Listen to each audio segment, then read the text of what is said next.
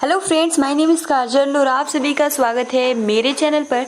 और आज के इस वीडियो में हम डिस्कस करने वाले हैं यूपीडीएलएड फर्स्ट सेमेस्टर सब्जेक्ट सामाजिक अध्ययन। और जी हाँ फ्रेंड, जैसे कि मैं आप सभी को बता दूं कि अगर वॉइस आ रही हो कुछ बाहरी तो प्लीज़ गाइस सॉरी, क्योंकि बारिश हो रहा है और इसकी वजह से थोड़ा डिस्टर्ब होगा, इसके लिए सॉरी। ठीक है, तो चलिए हम अपने सिलेबस पे आते हैं। जैसे कि हम आप सभी को बता दें कि हम सामाजिक अध्ययन में उपनिषद काल डिस्कस कर रहे हैं, जिसमें हमने जैन धर्म डिस्कस कर लिया है। और आज के इस वीडियो में हम बौद्ध धर्म के बारे में बहुत ही अच्छे से डिस्कस करेंगे। ठीक है, तो चलिए शुरू करते हैं। वीडियो को लाइक कर दीजिए और अपने फ्रेंड्स मित्रों को शेयर कर दीजिए, ताकि वो भी इस चैनल के माध्यम से जुड़ के अपनी प्रिपरेशन बहुत ही अच्छे ढंग से कर सके। ठीक है, उससे पहले फ्रेंड, जैसे कि हमने कल जैन धर्म पूरा बहुत ही अच्छे से जितने भी सिद्धांत थे उसको बहुत ही अच्छे ढंग से डिस्कस किया था। ठीक है, अब देखिए कुछ इसमें महत्वपूर्ण पॉइंट्स है जिसको हम अच्छे से एक बारी कुछ मिनट में देख लेते हैं। ठीक है, उसके बाद हम बौद्ध धर्म स्टार्ट करते हैं, क्योंकि ये जो पॉइंट्स है बहुत ही महत्वपूर्ण है। ठीक है, तो सबसे पहले आप देख सकते हो कि जैन धर्म की उन्नति अथवा प्रसार, यानी इस पे आप देख सकते हो कि सबसे पहला पॉइंट जो है कि जो तत्कालीन राजाओं का समर्थन एवं संरक्षण जैन धर्म से प्राप्त हुआ है। और दूसरा पॉइंट कि जो जैन धर्म था इसके सिद्धांत बहुत ही सरल थे। और तीसरा पॉइंट कि जैन धर्म में सामाजिक समानता के सिद्धांत पर आधारित था और इस धर्म के सिद्धांत अत्यंत साधारण बोलचाल की भाषा में लिखे गए थे। और ज्ञान प्राप्ति पश्चात महावीर स्वामी ने संघ की स्थापना की और जैन संघ ने जैन धर्म के प्रसार में अद्वितीय भूमिका निभाई थी। ठीक है, और देखिए यहाँ पे जो महत्वपूर्ण पॉइंट्स है कि जैन धर्म को राज्य धर्म के रूप में प्रतिष्ठित न होना, प्रचार साधनों का अभाव, जाति प्रथा का पुनरागमन, कठोर एवं अव्यवहारिक सिद्धांत। ठीक है, ये महत्वपूर्ण बिंदु है। दार्शनिक क्लिष्टता, अन्य धर्मों से प्रतिद्वंदिता, सांप्रदायिकता विभाजन, जैन साहित्य की भाषा, अहिंसा पर बल और ब्राह्मण धर्म में शालंग्न और विदेशी आक्रमण। अब हम इसको देखिए, इसमें कुछ महत्वपूर्ण पॉइंट्स दिया है कि महावीर स्वामी के प्रयासों से अनेक राजघरानों ने जैन धर्म को स्वीकार किया, परंतु इस धर्म को कभी राजधर्म घोषित नहीं किया गया है। देखिए फ्रेंड्स, पहला प्रश्न तो यही आ सकता है, क्वेश्चन दे देगा कि कौन सा ऐसा धर्म है जिसको राजधर्म घोषित नहीं किया गया है। तो वहां पर आप सभी का जो आंसर होगा वो होगा जैन धर्म। ठीक है, जैन धर्म होगा। और महावीर स्वामी की मृत्यु के बाद जैन भिक्षुओं ने इस धर्म का प्रचार नहीं किया, यानी जैसे ही महावीर स्वामी का मृत्यु हुआ तो जो जैन धर्म का प्रचार प्रसार था वहीं रुक गया। उसके बाद देखिए, धर्म व्यवस्था में जाति प्रथा का पुनः प्रवेश हो गया। ठीक है, आप देख सकते थे उसमें जो सिद्धांत था जैन धर्म में, इनका कहना था कि कोई भी बिना भेदभाव के, ठीक है, उसमें इन लोगों को विश्वास नहीं था। लेकिन धर्म व्यवस्था में पुनः जाति प्रथा का पुनः प्रवेश हो गया और मोक्ष प्राप्ति के लिए कठोर तप, शारीरिक कष्ट तथा उपवास पर विशेष बल दिया गया। उसके बाद इसमें जो महत्वपूर्ण पॉइंट्स ये कि जैन दर्शन के स्यादवाद, अनेकांतवाद, द्वैतवाद, तत्व ज्ञान आदि को समझना साधारण जनता के वश की बात न थी। परिणामतः यह धर्म तपस्वी तक ही सीमित था।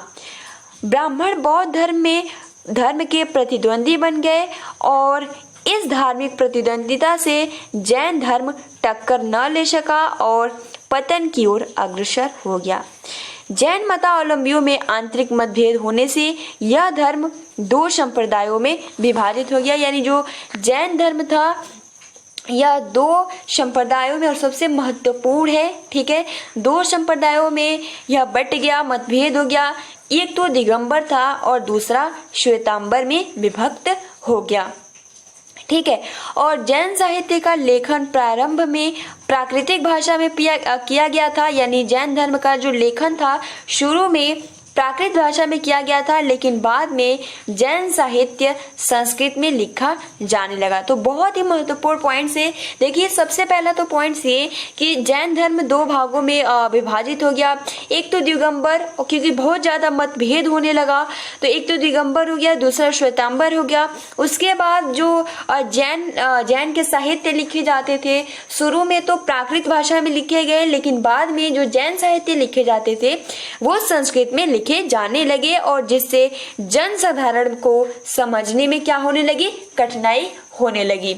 ठीक है। उसके बाद देखिए जैन धर्म में अहिंसा पर आवश्यकता से अधिक बल दिया गया, और जैसे समस्त प्राणी बीज, अंकुर, पुष्प, अंडे, ओले आदि सभी सजीव हैं तथा हिंसा के बारे में विचार करना भी हिंसा है। ठीक है। ये सभी ऐसे तथ्य थे जिनका पालन करना जनता के लिए क्या था, संभव नहीं था। अगला जो पॉइंट ये कहता है कि ब्राह्मण धर्म के समान ही जैन धर्म में भी अनेक दोष उत्पन्न हो गए थे, और उसके बाद देखिए कि विदेशी आक्रमणकारियों ने जैन मंदिरों एवं मूर्तियों को ध्वस्त किया और जैन साहित्य को अग्नि की भेंट चढ़ा दिया, और जैन धर्मावलंबी अहिंसावादी थे, अतः उन्होंने आक्रमणकारियों का सामना नहीं किया और जैन धर्म इस तरीके से पतन हो गया। तो फ्रेंड्स ये कुछ महत्वपूर्ण पॉइंट्स है कि आखिरकार जो जैन धर्म था वो आखिर बौद्ध धर्म आया, उसके बाद जैसे जैन धर्म हमने डिस्कस किया तो उसका पतन कैसे हुआ। तो ये कुछ महत्वपूर्ण पॉइंट्स है जिसको आपको 2 से 3-4 पॉइंट आप सभी को लिख लेना है। ठीक है। तो ये आपका पूरा जैन धर्म खत्म होता है। अब हम आगे जो डिस्कस करेंगे वो डिस्कस करेंगे बौद्ध धर्म, और बहुत ही अच्छे से इसको हम डिस्कस करेंगे बौद्ध धर्म क्या है इसके बारे में। तो देखिए बौद्ध धर्म भारत से शुरू से ही धार्मिक संस्कारों वाला देश रहा है। ठीक है। यानी जो भारत अपना देश है शुरू से ही धार्मिक संस्कारों वाला देश रहा है, और बौद्ध धर्म के जो प्रवर्तक हैं वो महात्मा बुद्ध का जन्म नेपाल की तराई में स्थित कपिलवस्तु के समीप लुम्बिनी ग्राम में शाक्य क्षत्रिय कुल के राजा सुधोधन के यहाँ हुआ था। देखिए इसी एक लाइन से बार बार प्रश्न पूछे जाते हैं, जैसे कि हमने जैन धर्म डिस्कस किया था। ठीक है। जिसके प्रवर्तक जो थे वो महावीर स्वामी, 24वें तीर्थंकर जो थे वे आपके महावीर स्वामी थे। अगर 23वें तीर्थंकर की बात करें तो आप सभी को यहाँ पे कमेंट्स बॉक्स में कमेंट्स करके बताना है। प्लस ये भी आप सभी को बताना है कि जो आपका 4 महाव्रत था, ठीक है, किसने दिया था, और जो आपका 5वां महाव्रत ब्राह्मण था वो किसने दिया था। आप कमेंट्स बॉक्स में कमेंट्स करके जरूर बताइएगा। ठीक है। और ये भी आप सभी के लिए क्वेश्चन है कि जो महावीर स्वामी थे उनका बचपन का नाम क्या था, और उनका जो पहला शिष्य था वो कौन था। ठीक है। और उनका जन्म कहाँ हुआ था, ये आपके लिए क्वेश्चन है, क्योंकि उससे रिलेट करके क्वेश्चन पूछे जाते हैं। प्लस उनका जन्म कहाँ हुआ था। कुछ ज्यादा ही प्रश्न हो गया है, चलिए जो आए उसी का आंसर आप दीजिएगा। अब देखिए हम बात करते हैं बौद्ध धर्म की। तो बौद्ध धर्म में अगर हम बात करें तो भारत शुरू से ही धार्मिक संस्कारों वाला देश रहा है, और बौद्ध धर्म के जो प्रवर्तक हैं वो महात्मा बुद्ध का जन्म कहाँ हुआ, तो सबसे पहले तो नेपाल। ठीक है। नेपाल की तराई में स्थित कपिलवस्तु के समीप लुम्बिनी ग्राम या गांव, ठीक है, लुम्बिनी ग्राम में शाक्य क्षत्रिय कुल, कौन सा कुल, तो शाक्य क्षत्रिय कुल के राजा सुधोधन के यहाँ हुआ था। इनके बचपन का नाम जो था वो था सिद्धार्थ, और जैसे कि उसमें भी चेंज था कि महावीर स्वामी का जो बचपन का नाम था वो क्या था। आप इसका भी आंसर कमेंट्स बॉक्स में कर सकते हो। इनकी माता का जो नाम था वो था महामाया, और इनके जन्म के 7वें दिन ही इनकी माता का निधन हो गया था। आप देख सकते हो कितनी सैड वाली बात है, जन्म के 7वें दिन ही इनकी माता का निधन हो गया, जिनका नाम था महामाया। ठीक है। अतः इनका जो पालन पोषण उनकी मौसी प्रजापति गौतमी ने किया था, इसलिए वे गौतम, जैसे गौतम बुद्ध के नाम से जाने लगे। ठीक है। इसलिए वे गौतम के नाम से चर्चित थे। तो देखिए ये जो इतने महत्वपूर्ण इसमें पॉइंट्स है, सबसे पहला पॉइंट्स तो जो बौद्ध धर्म के प्रवर्तक है महात्मा बुद्ध, उनका जन्म कहाँ हुआ तो नेपाल की तराई में स्थित कपिलवस्तु के समीप लुम्बिनी ग्राम में शाक्य क्षत्रिय कुल में राजा सुधोधन के यहाँ हुआ था। और इनका बचपन का नाम सिद्धार्थ था और इनका माता का नाम महामाया था। बट दुख की बात यह है कि जन्म के 7वें दिन ही इनकी जो माता थी महामाया, उनकी मृत्यु हो गई। उसके पश्चात जो इनका पालन पोषण हुआ इनकी मौसी के द्वारा हुआ, जिनका नाम था प्रजापति गौतमी। इस कारण वे जो महात्मा बुद्ध थे वे गौतम के नाम से भी चर्चित होने लगे। ठीक है, आगे बढ़ते हैं। तो आगे देखिए इसमें क्या कहता है कि इनके जन्म पर कालदेव एवं कौंडिन्य ने भविष्यवाणी भी की थी। जब महावीर स्वामी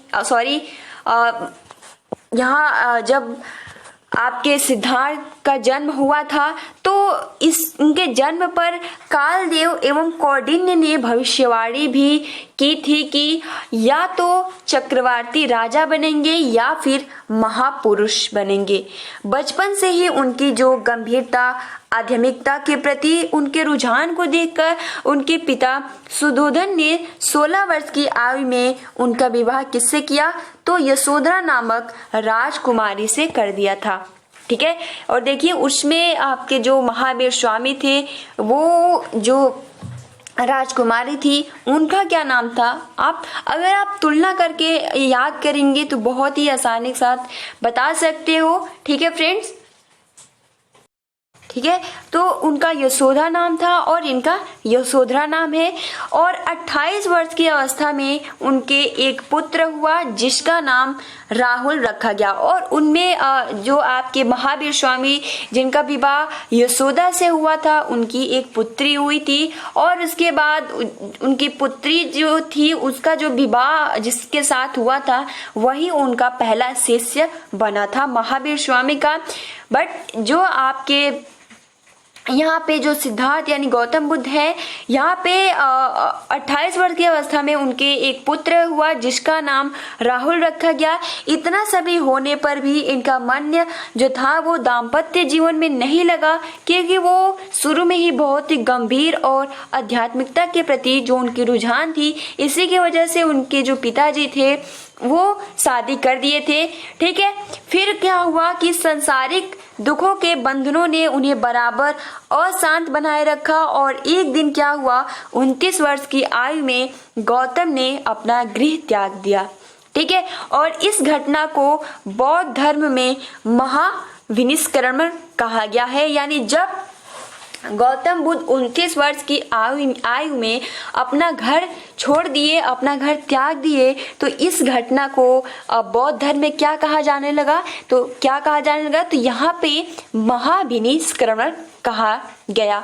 ठीक है, गृह त्याग के बाद लगभग 7 वर्ष तक ज्ञान के खोज में वह इधर से उधर भटकते रहे और लगभग 35 वर्ष की आयु में वह बिहार स्थित उरुवेला की सुरम्य वन स्थली पहुंचे। ठीक है, और यहाँ पर उन्हें कौंडिन्य आदि 5 साधक मिले। बाद में यह उरुवेला ही बोध गया के नाम से प्रचलित हो गया। यानी बाद में ही क्योंकि वो 35 वर्ष की आयु में बिहार में स्थित उरुवेला की सुरम्य वन स्थली पहुंचे थे। ठीक है, यानी उरुवेला की सुरम्य वन स्थली पहुंचे थे और उन्हें वहां पर कौंडिन्य आदि 5 साधक में मिले। और बाद में यह जो उरुवेला यानी जो बिहार में स्थित है, बाद में यह बोध गया के नाम से प्रचलित हुआ। और यह वही स्थान है जहां पीपल के पेड़ के नीचे गौतम को समाधि लगाने के 49वें दिन ज्ञान प्राप्त हुआ और तभी से वे बुद्ध तथा पीपल का पेड़ बोधि वृक्ष के नाम से जाना जाने लगा। तो फ्रेंड्स, ये कुछ महत्वपूर्ण पॉइंट्स है जिसको आप याद कर सकते हो। सबसे पहला पॉइंट्स देखिए, शुरुआती कहानी जो ये इस प्रकार है। सबसे पहले तो बार महावीर आ जा रहा है, इसके लिए सॉरी। गौतम बुद्ध का जो जन्म हुआ था वो आपको मैं बता दूं कि नेपाल में हुआ था, ठीक है। और नेपाल में किस परिवार में हुआ था, और देखिए जो आपका ग्राम था वो लुम्बिनी ग्राम था, ठीक है। और जो इनके माता का जो नाम था वो महामाया था, जिनकी मृत्यु हो गई थी। और उसके बाद इसमें सबसे महत्वपूर्ण है कि 7वें दिन के बाद ये मृत्यु हो गई, जिसका पालन पोषण किसने किया था, तो गौतमी नाम यानी उनकी मौसी ने किया था, इसलिए ये गौतम के नाम से प्रसिद्ध हुए। और उसके बाद ये जन्म से ही बहुत ही मतलब कि गंभीरता और आध्यात्मिकता के प्रति उनका रुझान देखकर ही जो उनके पिता सुधोधन थे, 16 वर्ष की आयु में ही उनका विवाह यशोधरा नामक लड़की राजकुमारी से कर दिया। फिर 28 वर्ष की अवस्था में उनको एक पुत्र की प्राप्ति हुई, जिसका नाम राहुल था। और इतना सभी होने पर भी उनका मतलब कि समाज में उनको अच्छा नहीं लगता था और सामाजिक दुखों से दूर रहना चाहते थे। तो फिर क्या हुआ कि वो 29 वर्ष की आयु में अपना गृह त्याग दिए। और इस घटना को बौद्ध धर्म में क्या कहा जाता है, तो महाविनिष्क्रमण कहा जाता है। और उसके बाद जब वो घर त्याग दिए तो वह इधर उधर ज्ञान की प्राप्ति के लिए घूमते रहे। और उसके बाद लगभग 35वें वर्ष में वो बिहार में स्थित उरुवेला, ठीक है, जो कि अब क्या पड़ गया है, तो बौद्ध गया के नाम से प्रचलित है। और वह यही स्थान है जहां पीपल के पेड़ के नीचे गौतम की समाधि वो लगाते थे। और 49वें दिन उन्हें ज्ञान प्राप्त हुआ और तभी से वे बुद्ध तथा पीपल का पेड़ बोधि वृक्ष के नाम से जाना लगा, ठीक है, जाने लगा। तो फ्रेंड्स, आई होप कि आपको ये बहुत ही महत्वपूर्ण पॉइंट्स है, इसको आप अच्छे से याद कर लीजिएगा। उसके बाद देखिए, ज्ञान प्राप्ति के पश्चात महात्मा बुद्ध ने वाराणसी के समीप, ठीक है, सारनाथ में अपने 5 शिष्य जो कि जाति के ब्राह्मण थे उनको पहली बार उपदेश दिया था। तो सबसे पहला प्रश्न यही आता है कि जब जो महात्मा बुद्ध थे उनको जैसे ही ज्ञान की 49वें दिन ज्ञान की प्राप्ति हुई, तो जब उनको ज्ञान प्राप्त हुआ तो महात्मा बुद्ध ने वाराणसी के समीप यानी सारनाथ में सबसे पहले अपना उपदेश 5 शिष्यों को दिया था जो कि जाति से ब्राह्मण थे। और बुद्ध का प्रथम उपदेश बौद्ध परंपरा के धर्म चक्र परिवर्तन के नाम से जाना जाता था। यानी देखिए, प्रश्न इस तरीके से आता है कि जो धर्म चक्र परिवर्तन है वो क्या है, तो यह महात्मा बुद्ध का प्रथम उपदेश है और बौद्ध परंपरा में प्रथम उपदेश को धर्म चक्र परिवर्तन के नाम से जाना जाता है, ठीक है। और इसके पश्चात उन्होंने कई राज्यों मगध, कौशाम्बी आदि का भ्रमण किया और वहां उपदेश दिए। यानी पहला आपको बस याद रखना है कि सारनाथ में अपना उपदेश दिया है और उन्होंने मगध को अपना प्रमुख प्रचार केंद्र बनाया है, ठीक है। उसके बाद देखिए, इसमें भी अब सिद्धांत स्टार्ट हो रहा है। तो देखिए कि महात्मा बुद्ध के उपदेश इतने प्रभावी थे कि अनेक शासक यथा मगध का शासक बिंबिसार, कौशाम्बी का उदयन तथा कौशल का प्रसेनजित बुद्ध के अनुयायी बन गए। और बुद्धत्व प्राप्ति के पश्चात बुद्ध ने अपना संपूर्ण जीवन बौद्ध धर्म के प्रचार प्रसार में लगा दिया।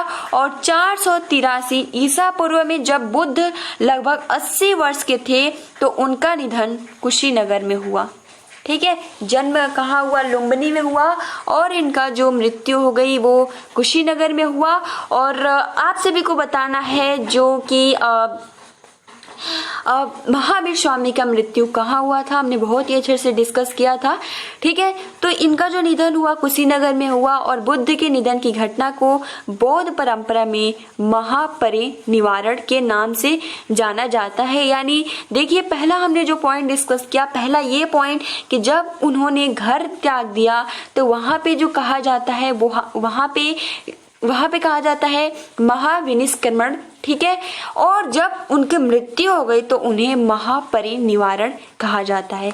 ये 2 पॉइंट बहुत ही महत्वपूर्ण है, एक तो महापरिनिर्वाण और दूसरा जो आपका पॉइंट है वो है आपका महाविनिष्क्रमण, ठीक है। तो ये दोनों में बहुत कंफ्यूज होता है, तो आप इसको बहुत ही अच्छे से याद कर लीजिएगा, ठीक है। अब देखिए यहाँ से सिद्धांत स्टार्ट हो रहा है, तो अब हम इसको कल डिस्कस करेंगे। एक बार हम सिद्धांत देख लेते हैं कौन कौन से सिद्धांत थे। तो पहला 4 आर्य सत्य, दूसरा अष्टांगिक मार्ग, तीसरा क्षणिकवाद, चौथा अनिश्वरवाद, पांचवा प्रतीत्य समुत्ववाद, कर्मवाद, अनात्मवाद, पुनर्जन्म, कर्मकांड, जाति पाति का खंडन, अहिंसा पर बल, वेदों में अविश्वास। और वैसे ही आपका जो जैन धर्म के लोग थे वो भी वेदों में उनको विश्वास नहीं था। और उसके बाद निवारण यानी पाप से कैसे मुक्ति पाया जाता है। तो ये कुछ सिद्धांत है 13 जो कि बहुत ही महत्वपूर्ण है, तो हम इसको कल डिस्कस करेंगे। तो फिलहाल आज के इस वीडियो में इतना ही। वीडियो को लाइक कर दीजिए और जितने भी हमने क्वेश्चन पूछा है आप इसका आंसर कमेंट्स बॉक्स में जरूर करिएगा। Thanks for watching, take care and best of luck.